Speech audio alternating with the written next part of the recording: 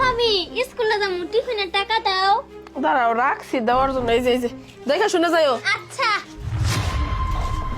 ভাবি হ্যাঁ স্কুলে দেরি হয়ে গেল তাড়াতাড়ি দিয়া দাও টিফিনের সময় কি খামো আমি। এই যে না ঠিক আছে গেলাম তাড়াতাড়ি এসে বলো কিন্তু। আচ্ছা ওই এদিকে আয়। কি হয়েছে ডাক্তার চোখের? দেওয়ার আর ননু টেহা চাইলো কোর্সের মতো টেহা রেডি করে রাখছে স্কুলে যাইবো খালি টেহা বাই করে দিল। আচ্ছা 2 দিন পরে যা প্যারের থেকে যখন বাচ্চা কাচ্চা হইবো ওই না পথে তো তোর মহব্বত থাকবো না। মহব্বত থাকলে দেওয়ার আর ননদ পথে তুমি আমারই শ্বশুর বাড়িতে দাঁড়াইয়া জাগোটা খাও জাগোটা পরো তাগো বিরুদ্ধে কথা কইতেছো? তোমার লজ্জা শরম বলতে কিচ্ছু নাই।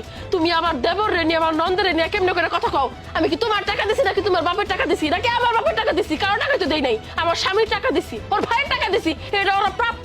তুমি কোন হিসেবে নাক গলাইতে আসো? বুঝতে পারছি এইভাবে যে থাকতেছো খাইতেছো তোমার ভালো লাগতেছে না। এই বাড়ির থেকে তোমার খাবার উঠে গেছে, যাও